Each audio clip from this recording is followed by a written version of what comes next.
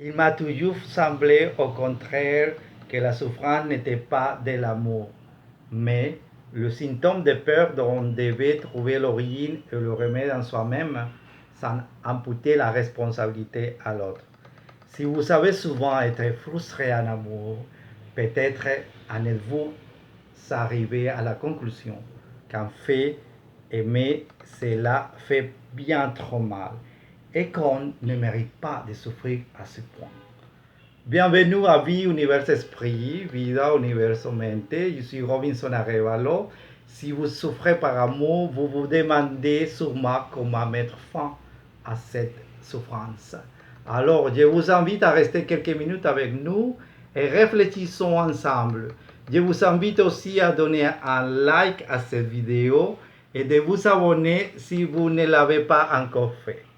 La souffrance amoureuse est une affaire d'hommes autant que de femmes, parce qu'il y a une dimension passionnelle dans l'amour, au moins au début quelque chose de l'ordre de la fusion, de l'appropriation, de la dépendance.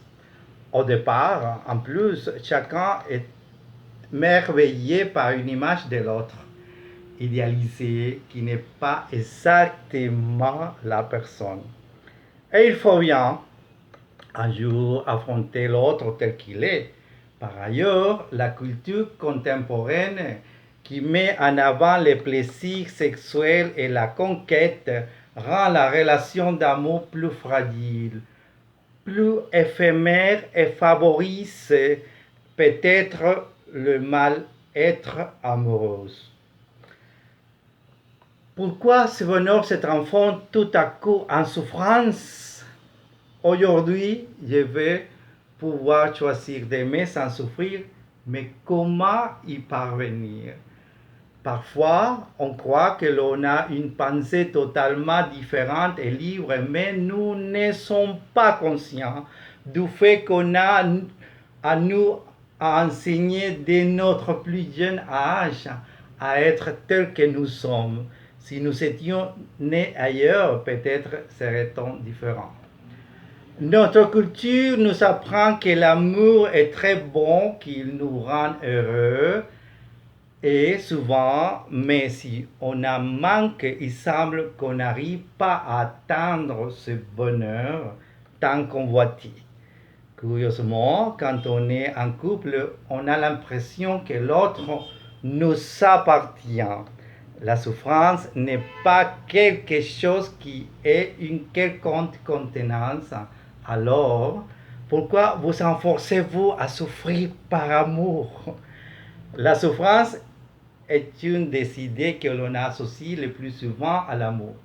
Nous pensons qu'il est inévitable de souffrir dans nos relations et que la souffrance est intimement liée à la profondeur de l'amour que l'on ressent.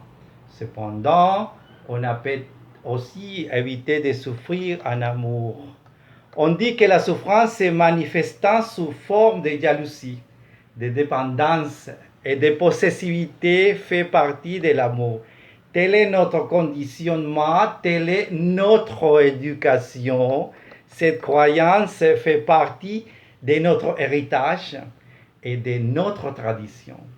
Il devient nécessaire de supprimer la souffrance de nos méthodes éducatives. Le sentiment amoureux qui nous lie à notre compagne ne devrait pas être contaminé par la possessivité et la dépendance. Pour s'éloigner de ces deux pratiques, il est nécessaire de faire preuve d'une grande maturité ainsi que d'une solide estime de soi. Le manque d'amour de soi se traduit essentiellement par la recherche de partenaires dont on va essayer de se faire aimer à tout prix. Ces choix qui sont la plupart du temps inconscients dans votre vie de couple ou familiale, dans vos relations interpersonnelles, est lié à une faible estime de soi même qui fera que vos choix et vos décisions seront plus ou moins heureux. Être bien dans votre peau, c'est être fier de vous-même, de vos compétences de vos réalisations, mais aussi de votre potentiel, de vos capacités.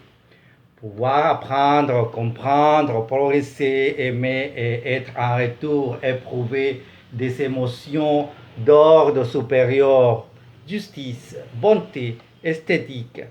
Appréciez vos talents et vos choix. C'est l'amour de soi, en effet, en réalité, est pour moi la base essentielle du développement personnel et spirituel. Pour l'évolution de chacun de nous, qu'il soit existant ou à révéler.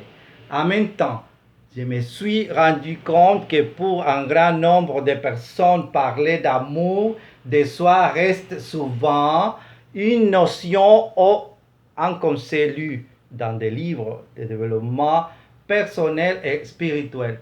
Mais la plupart a du mal à sentir de quoi il s'agit.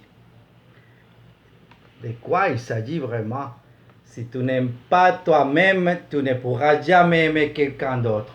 Si tu ne peux pas te traiter avec tendresse, tu ne peux pas non plus traiter les autres avec tendresse. C'est psychologiquement impossible.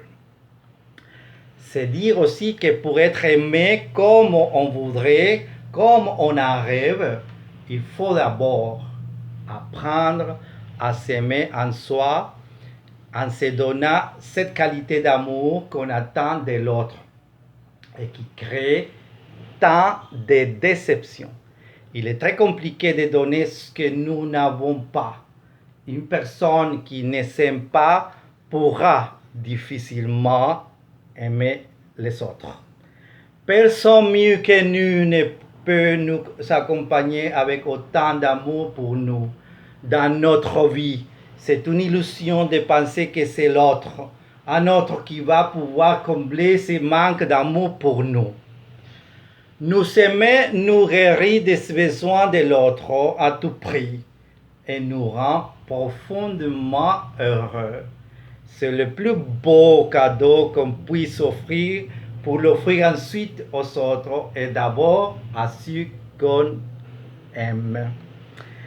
Alors, la réponse pour ne pas souffrir en amour est là, l'amour propre.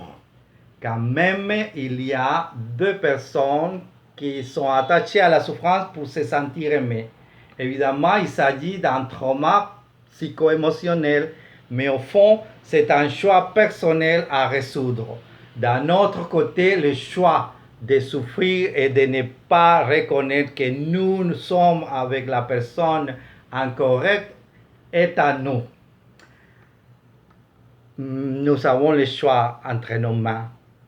C'est à nous de décider de souffrir ou d'être en paix avec soi-même et de commencer à nous voir de l'amour de soi en premier. Merci d'être avec nous et de suivre ces réflexions. On espère avoir comblé vos expectatives. Souvenez-vous de vous abonner à cette chaîne ou de donner un like si vous avez aimé la réflexion. À la prochaine fois.